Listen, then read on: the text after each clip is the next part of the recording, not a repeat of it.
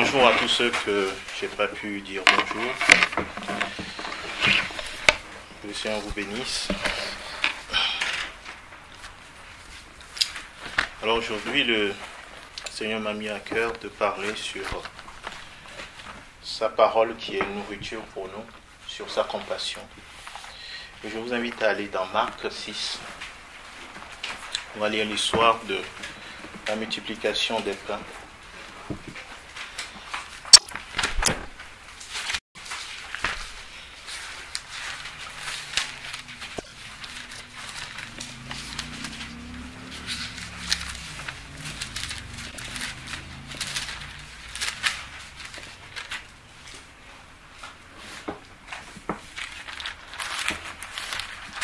Alors, on ne va pas lire tout Marc 6, on va lire juste l'histoire de la multiplication des pains.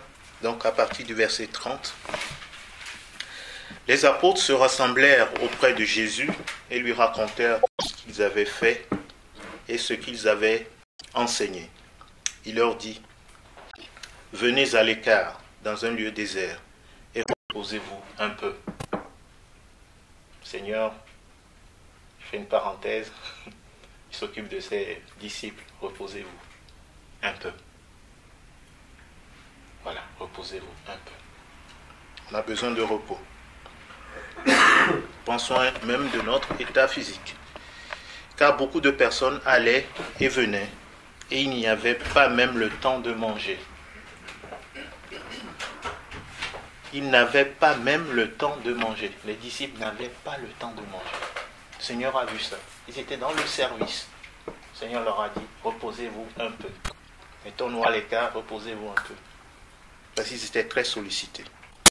Ils partirent donc dans le bac pour aller dans un lieu désert. Plusieurs les virent s'en aller et les reconnurent. Et de toutes les villes, on accourut à pied et on les devança là où ils se rendaient. Ah, il y avait les agents secrets même en ce moment. Ils savaient tous les faits, les déplacements du Seigneur et de ses disciples. Donc ils étaient déjà là. Quand il sortit de là-bas, Jésus vit une grande foule et en eut compassion. Jésus a vu la foule, il a eu compassion et il a dit, parce qu'ils étaient comme des brebis qui n'ont pas de berger. Il se mit à les enseigner longuement. Ici, il faut le voir, berger en tant que berger spirituel. Ils avaient besoin de nourriture spirituelle. Et il s'est mis à les enseigner. Mais il sait aussi qu'ils ont besoin de nourriture physique. Comme l'heure était déjà avancée, ses disciples s'approchèrent de lui et dirent : « Ce lieu est désert et l'heure est déjà avancée. » Vous imaginez Jésus qui enseigne les gens longuement. Ça doit être, il est écrit d'autre part dans certains versets que les gens l'écoutaient avec plaisir. Ils ont passé beaucoup de temps avec lui. Et mon souhait, c'est que nous puissions également passer beaucoup de temps avec le Seigneur quand nous avons sa parole. Longuement, l'écouter, ce qu'il a à nous dire. Longuement.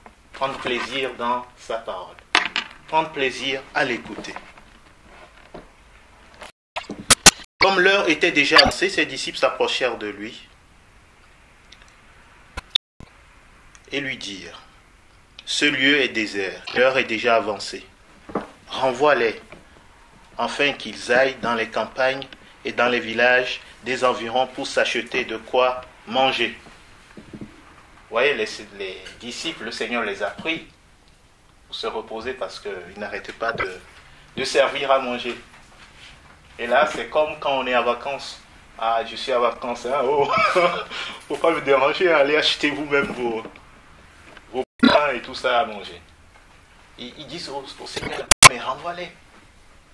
Parce que le Seigneur leur a dit au départ, on va aller se reposer. Renvoie-les, on ne va pas servir.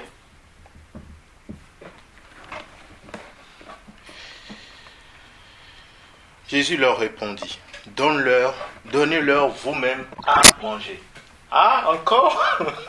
On pensait que c'était on pensait que c'était les vacances. Donnez-leur vous-même à manger. Donnez-leur vous-même à manger. Mais ils lui dirent, irons-nous acheter des pains pour 200 deniers et leur donnerons-nous à manger? Et il leur répondit, combien avez-vous de pain? Allez voir. Ils s'informèrent et répondirent, 5 et 2 poissons. Alors il leur commanda de faire tous ensemble en groupe, de les faire tous asseoir en groupe sur l'herbe verte. L'herbe verte, le berger qui nous amène sur de verts pâturages. Et ils s'assirent par rangées de 100 et de 50. Il prit les 5 pains, les 2 poissons, leva les yeux vers le ciel et dit la bénédiction. Puis il rompit les pains et les donna aux disciples pour les distribuer à la foule. Il partagea aussi les 2 poissons entre tous. Tous mangèrent et furent rassasiés. Et l'on emporta 12 paniers pleins de morceaux de pain et de poissons. Ceux qui avaient mangé étaient 5000 hommes. Ceux qui avaient mangé les pains étaient 5000 hommes.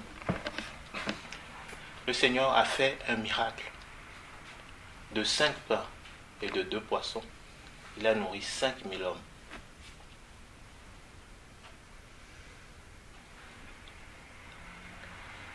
Nous aussi, nous pouvons nous trouver dans de telles situations.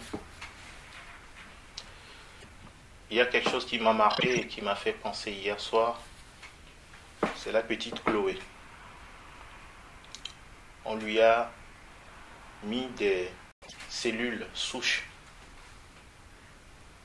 parce que dans son organisme, elle a une maladie orpheline. Elle ne peut pas, qui l'entraîne vers la mort si les cellules ne sont pas renouvelées. Mais aujourd'hui, Jacques nous a envoyé l'information. Il paraît que les cellules souches ne se multiplient pas. Et ma prière pour cette petite Chloé, et notre prière pour cette petite Chloé, c'est que le Seigneur fasse le même miracle. Que les cellules qu'on a déposées dans son corps puissent se multiplier et envahissent tout son corps. Et que ça déborde même, si je puis m'exprimer ainsi. Voilà la volonté du Seigneur, voilà ce que le Seigneur fait. Il veut nous donner à manger, non seulement spirituellement. Ils étaient en sa présence longuement. Ils l'ont écouté longuement. Mais également, il les nourrit. Et tous ont pu manger. Tous ceux qui avaient faim ont été nourris. Nous sommes comme ses disciples. Le Seigneur nous donne peut-être peu, mais ce qu'il nous demande, c'est d'être dans l'action. Et c'est quand nous commençons à agir pour sa gloire qu'il multiplie le peu que nous avons. Mais si je garde ce que le Seigneur me donne en disant c'est trop peu, je ne peux pas satisfaire à tous les besoins. Je suis fatigué. Si je dis ça, je ne donne pas l'opportunité au Seigneur de faire son miracle. Le Seigneur veut faire cette œuvre dans la vie de son Église. C'est lui qui a versé son amour dans notre cœur. C'est le Seigneur qui a versé son amour dans notre cœur. C'est le Seigneur qui a également versé la crainte de son nom dans notre cœur, pour que nous ne puissions pas nous écarter de ses voies. Mais ce que le Seigneur veut faire, il veut multiplier son amour en nous. Il veut que son amour grandisse dans notre cœur. Voilà l'œuvre du Seigneur. Il veut que son amour grandisse. Vous savez, il arrive des moments où nous passons par des moments difficiles, où nous voulons agir avec la chair. Mais le Seigneur nous dit, non, c'est l'opportunité pour faire l'amour que j'ai versé dans ton cœur. Le Seigneur veut faire grandir cet amour en nous, tout comme il a multiplié 5 pains et 2 poissons. Nous tous qui sommes ici, le Seigneur a versé son amour dans notre cœur. Alors comment est-ce que je cultive son amour? C'est en étant dans sa présence. c'est en me mettant dans les bonnes conditions. Si je garde mon amour, tout comme un grain de sénévé, si je le garde dans ma poche et que je ne le mets jamais en terre, je ne le verrai pas croître. Si je ne me mets pas dans les conditions pour que l'amour que Dieu a versé dans mon cœur puisse se développer, je ne le verrai pas croître. Le Seigneur a fait cette grande œuvre pour nous enseigner à compter que sur lui. Depuis le début de l'année, on a parlé d'un thème qui est le thème de l'année, c'est dépendre de Dieu. Dépendance et humilité. Nous avons vu par divers messages, il n'y a pas que moi, les frères, Jean Massenko, Christian Moulin, Jacques, tous les messages, le Seigneur nous a conduits dans un sens de dépendre de lui. Et même toute notre vie, ça va être ça, dépendre du Seigneur.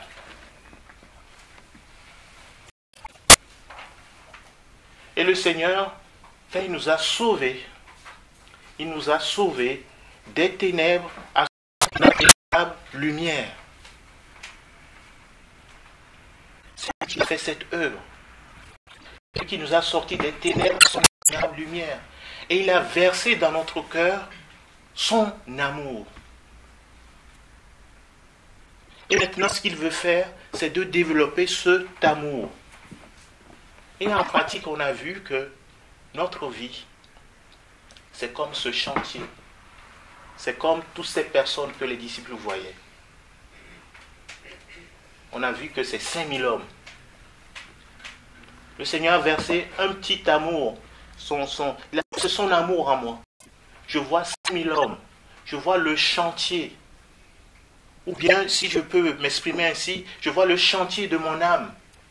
Il y a tellement des endroits où je vois qu'il n'y a pas la présence du Seigneur. Alors, qu'est-ce que je fais?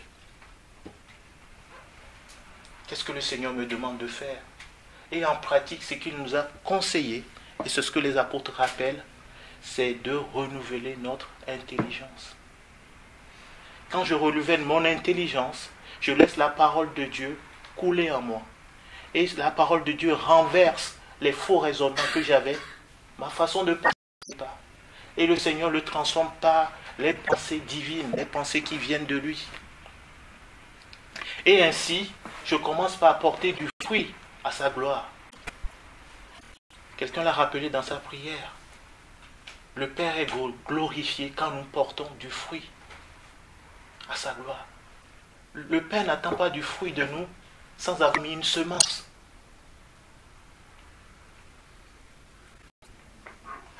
Ce n'est pas à moi de fabriquer les fruits.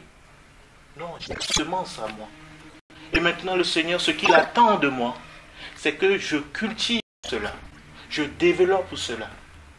Que je cultive la crainte de son nom. Parce que quand je cultive la crainte de son nom, qu'est-ce que je fais? Mon cœur ne s'endurcit pas.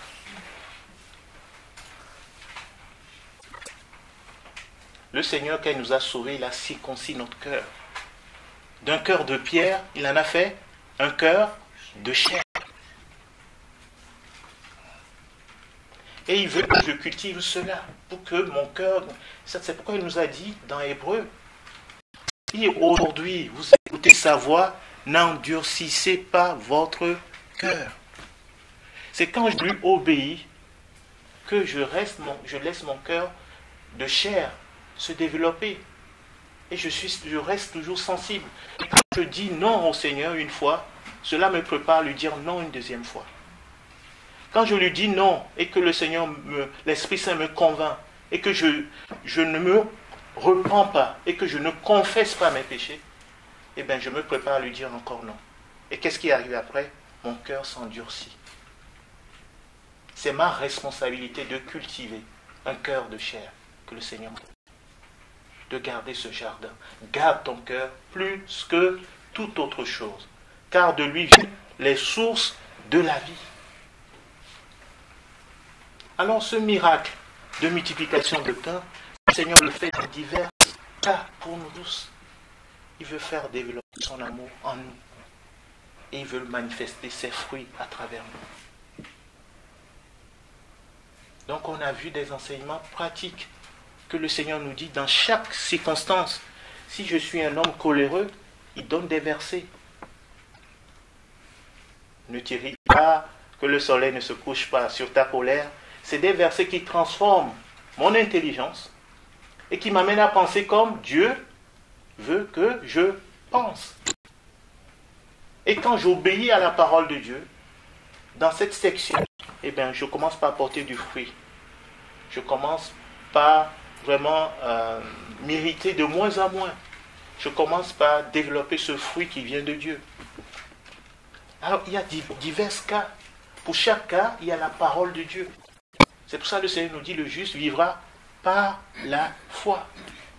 Quand je fais confiance à Dieu, alors j'obéis à sa parole. Et dans chaque section de ma vie, le Seigneur a donné une parole spécifique. Mon obéissance fera que l'œuvre de Dieu va se développer et toute mon âme va être transformée. Amen. Il y a un autre aussi qui a fait un miracle dans la parole de Dieu. Vous savez, c'est dans l'Ancien Testament. Est-ce que quelqu'un devine qui c'est? Multiplication des pains. On va aller dans 2 Rois. Oui, il y a quelqu'un qui l'a souffleté. Ou soufflé, on va dire. Et c'est Élisée. Donc, Élie et Élisée, c'est pareil, puisque Élisée a suivi Élie. Et tous les deux ont fait des miracles. Donc, 2 Rois 4, versets 42 à 44.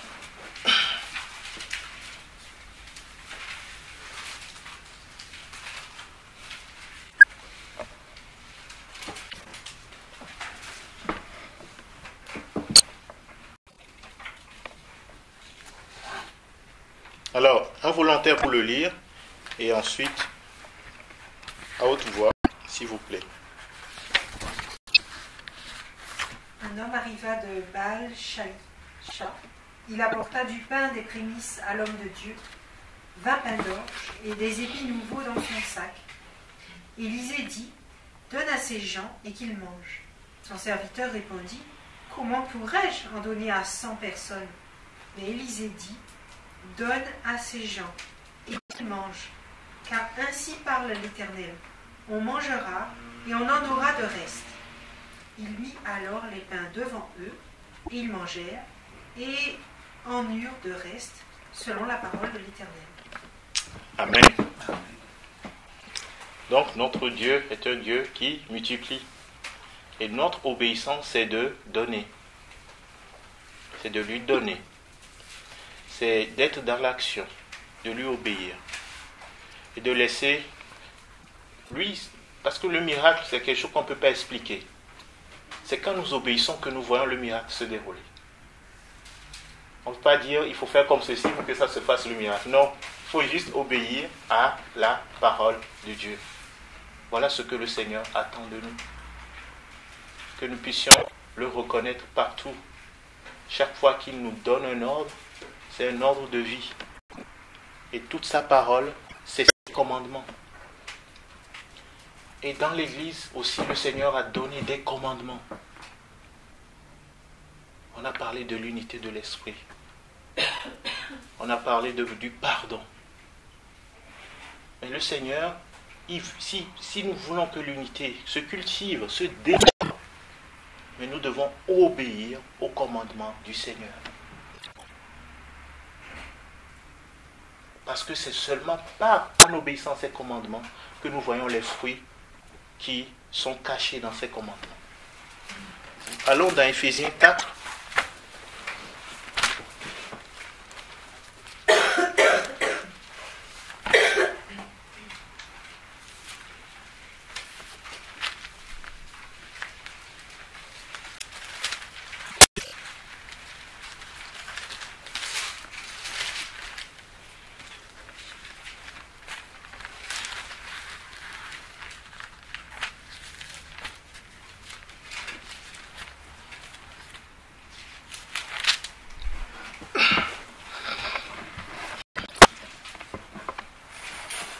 Il dit, Je vous exhorte donc, moi, le prisonnier dans le Seigneur, à marcher d'une manière digne de la vocation qui vous a été adressée.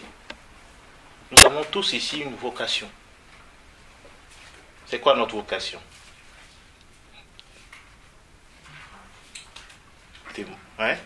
Témoigner, etc. En résumé, nous avons la vocation d'être des enfants de Dieu. C'est notre vocation première.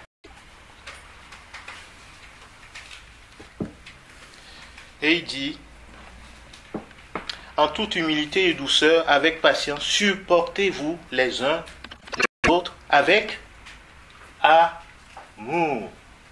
Est-ce que ce n'est pas un commandement? Si le Seigneur dit de se supporter, c'est qu'il sait de quoi nous sommes faits, non? Même entre deux enfants d'une même famille, il arrive qu'il y ait des petits couacs, des petits problèmes. Et ils se supportent avec amour. Les parents le savent. Et c'est qui le Père de l'Église? C'est Dieu, c'est Jésus-Christ. Il est le Père de l'Église. Et c'est lui qui nous donne les commandements. Les commandements pour que son œuvre continue se fructifie.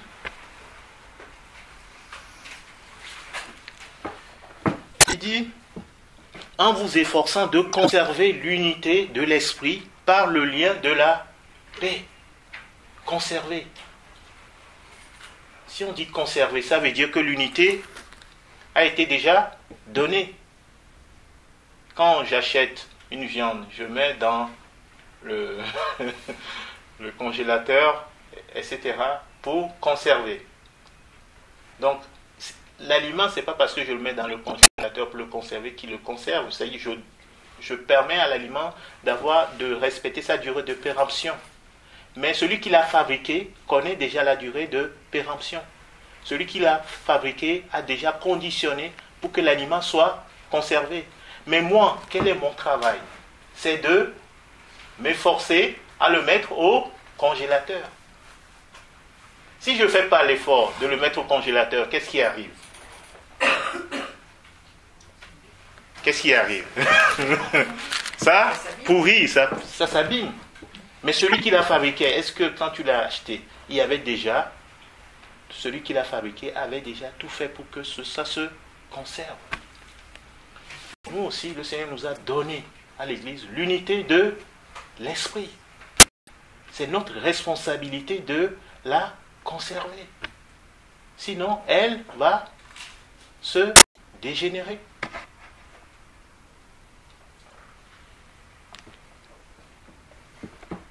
Et il dit par le lien de la paix. C'est écrit que autant que cela dépend de vous, soyez en paix les uns envers les autres. Et il dit il y a un seul corps et un seul esprit, comme aussi vous avez été appelés à une seule espérance, celle de votre vocation. Il y a un seul Seigneur, une seule foi, un seul baptême, un seul Dieu et Père de tous, qui est au-dessus de tous, parmi tous et en tous. Tout ramène à l'unité. Mais à chacun de nous, la grâce a été donnée selon la mesure de don de Christ. C'est pourquoi il est dit, il est monté dans les hauteurs, il a mené les captifs, et il a fait des dons aux hommes. Or, que signifie il est monté? Sinon qu'il est descendu dans les régions inférieures de la terre. Celui qui est descendu, c'est le même qui est monté au-dessus de tous les cieux, afin de remplir toutes choses. C'est lui qui a donné les uns comme apôtres, les autres comme prophètes, les autres comme évangélistes, les autres comme pasteurs et docteurs, pour le perfectionnement des saints. Cela en vue de l'œuvre du service et de l'édification du corps de Christ, jusqu'à ce que nous soyons tous parvenus à l'unité de la foi et de la connaissance du Fils de Dieu, à l'état d'homme fait, à la mesure de la stature parfaite du Christ. Le but pour chaque serviteur de Dieu, c'est d'amener chaque croyant à la stature parfaite du Christ. Le but de chaque serviteur de Dieu, c'est de perfectionner tout ce que le Seigneur leur lui envoie. C'est pour ça que le Seigneur a mis dans l'Église différents ministères, prophètes, évangélistes, etc., des enseignants, pour perfectionner. Et tout dépend des serviteurs, tout dépend de tout. En fait, on interagit les uns vers les autres. C'est quand chacun fait son action que l'œuvre de Dieu se développe. Quand chacun obéit, l'œuvre de Dieu se multiplie.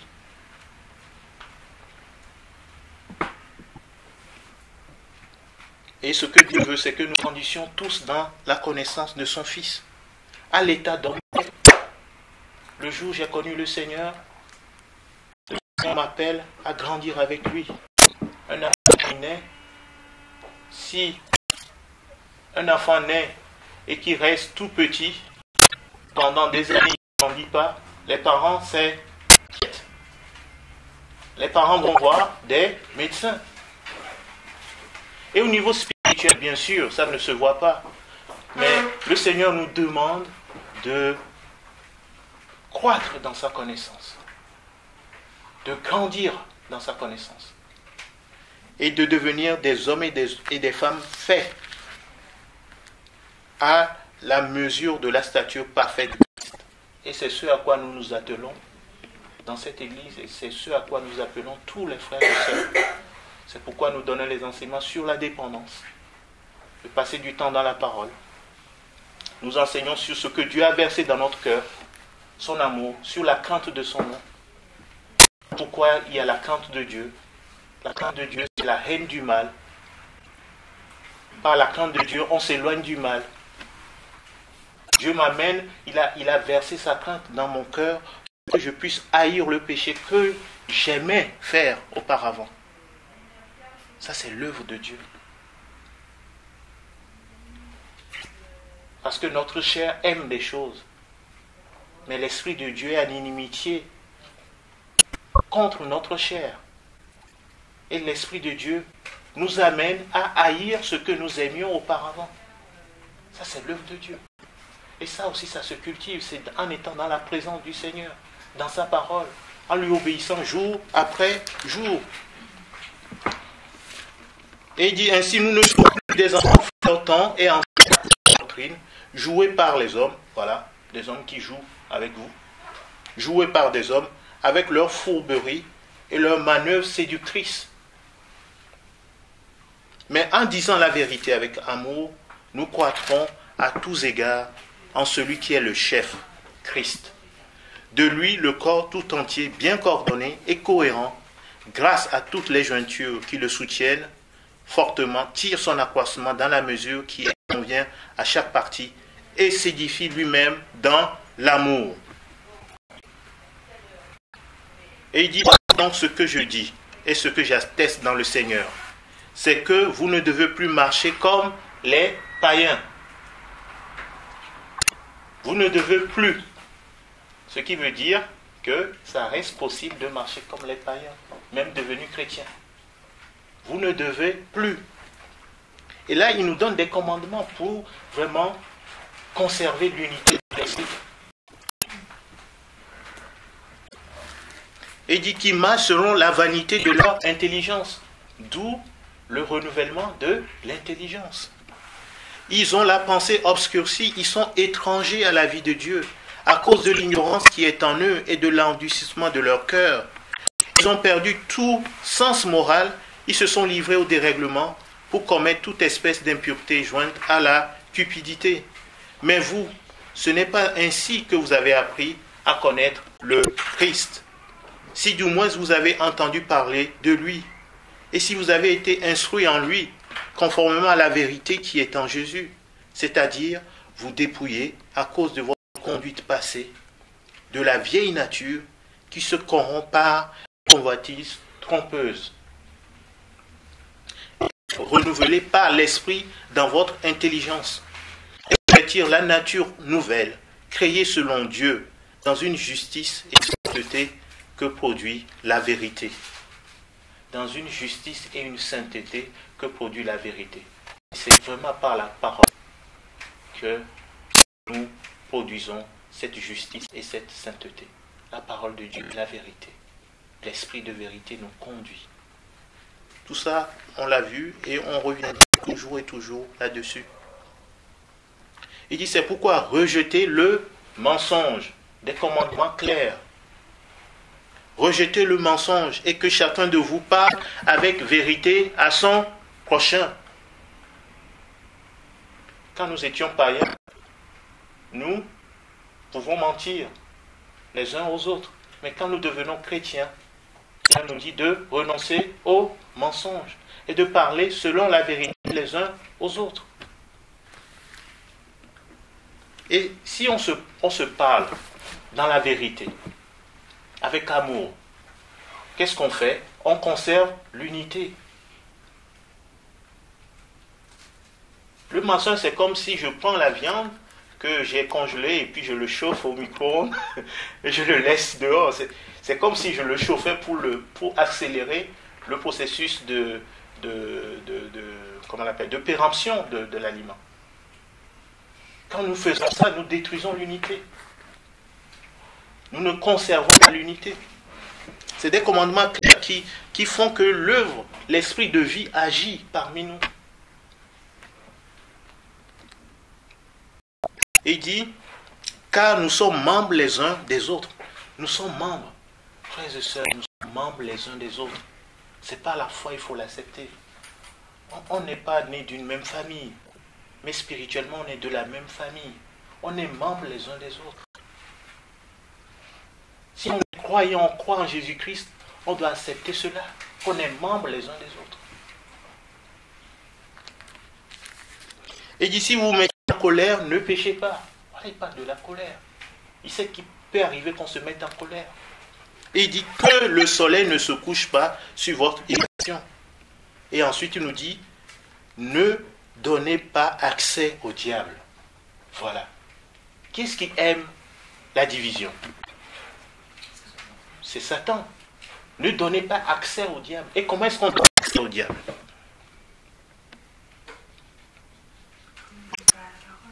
Quand on n'obéit pas à la parole, on n'obéit pas à ces commandements qu'il nous a donnés.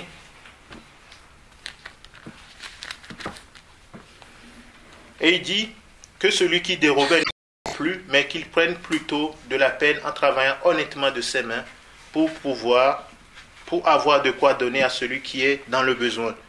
Qu'il ne sorte de votre bouche aucune parole malsaine, mais s'il y a lieu, quelques bonnes paroles qui servent à l'édification.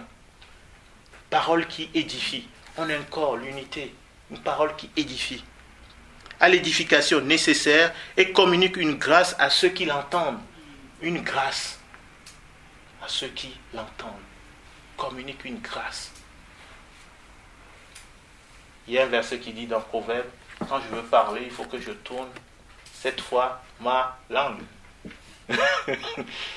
Peut-être que j'aurais même pas envie de parler quand je l'ai tourné 7 fois. Mais c'est une parole, c'est un commandement, un conseil, un commandement de vie que de savoir parler les uns aux autres. Vous avez fait cette expérience. Tous. Dans la journée, quelqu'un, il suffit qu'il vous dise une parole malsaine. Et qu'est-ce qui se passe? Ça vous ronge toute la journée. Est-ce que je mens? Donc c'est la vérité. Il nous arrive tout ça. C'est pourquoi le Seigneur nous dit, mais quand on veut parler, il faut faire... Parce que quand tu parles, c'est comme si tu envoyais une flèche. Et la personne reçoit. Nous sommes membres les uns des autres. Une personne qui te fait confiance. Et tu lui envoies une parole. Il reçoit ça. Après ça le ronge. De même que le Seigneur peut faire un miracle qui bénit tout le monde, de même Satan, quand il rentre, il dévore. C'est le miracle dans l'autre sens. Un peu de levain fait lever toute la pâte. Oui. Je veux juste, je me permets, quand tu dis, il pense que ça peut nous arriver, nous quereller ou quoi que ce soit, mais je pense que c'est, sans vouloir nous déculpabiliser, mais je pense que c'est même plus que ça, c'est carrément qui sait que ça va nous arriver. Ouais. Donc c'est, il faut pas se dire peut-être ça n'arrivera pas, ou peut-être ça m'arrivera, on verra, on va essayer de tout faire. Si on sait que ça nous arrive, là c'est carrément pour nous dire il faudra faire ça quand ça nous arrivera. Voilà. Parce que ça nous arrivera. Voilà. Sous différentes formes. Très bien. Non mais c'est bien ça. Et il a donné ses commandements justement pour ça. Donc il sait que ça va arriver. Il sait qu'il y aura des moments durs. Mais c'est à nous d'obéir aussi à ses commandements. Alors il dit, où est-ce que j'en suis? Voilà. N'attristez pas le Saint-Esprit. Voilà. On peut attrister. Quand on n'obéit pas au Seigneur, on attriste le Saint-Esprit.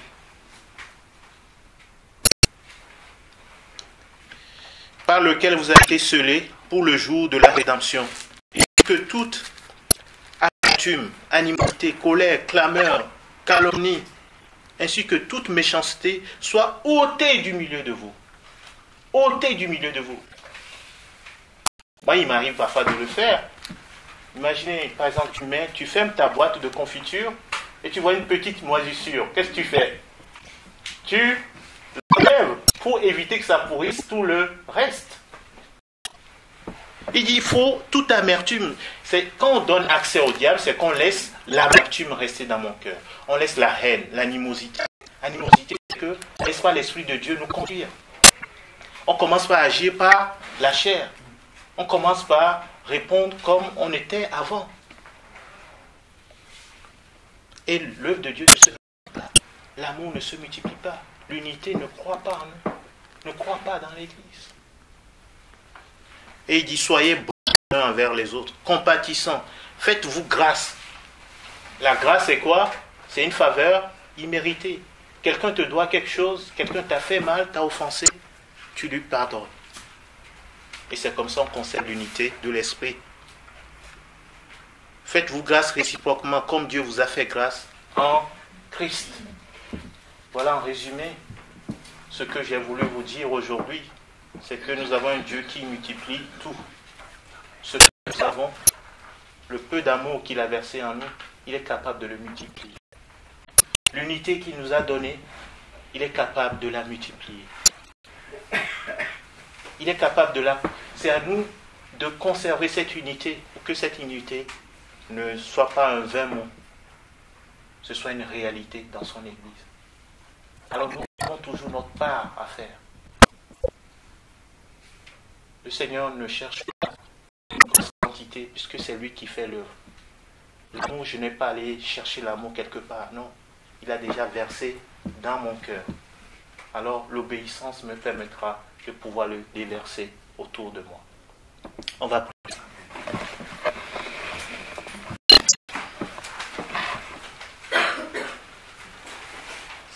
Seigneur, merci. Merci pour ta parole, qui est la vérité.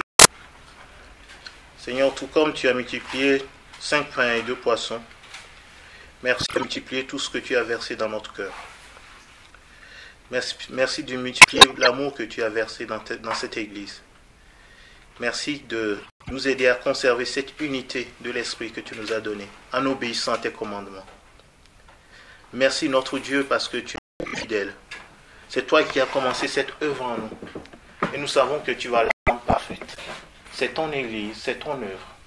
Mais donne-nous vraiment d'être des participants de ta nature divine, afin que, à travers nous, ton œuvre continue dans ton Église. Nous te bénissons et nous savons que tu feras aussi ces miracles dans la vie de tous nos bien-aimés.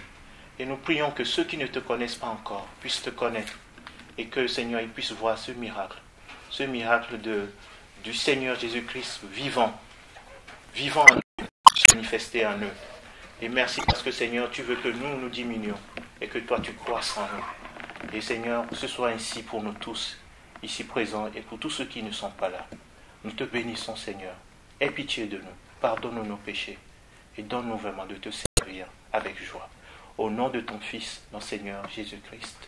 Amen. Amen. Vous pouvez également prier, si le Seigneur vous le met à cœur. Passe une minute ou deux et on va prier, donc n'hésitez pas. Seigneur notre Dieu, merci d'être un Dieu vivant. Tu es l'alpha et l'oméga. Tu es le Dieu de la création. Et merci de nous permettre de dépendre de toi grâce au sacrifice de Jésus. Nous dépendons de toi par un lien très fort, le lien le plus fort du monde, qui me fait penser à une corde triple, puisque nous dépendons de toi par le Père, le Fils et le Saint-Esprit. Seigneur Dieu, aide-nous à garder tes commandements, à croître dans notre foi, à atteindre, à nous perfectionner en obéissant à ta parole. Et merci de nous avoir envoyé le Saint-Esprit pour discerner les choses du monde de tes voies. Et aide-nous en sortant de cette église de pouvoir garder toute la semaine vraiment ta volonté et d'appliquer les choses que tu veux que nous appliquons en tant que fils adoptés. Je veux faire monter cette prière par le sang de Jésus versé pour nous. Amen.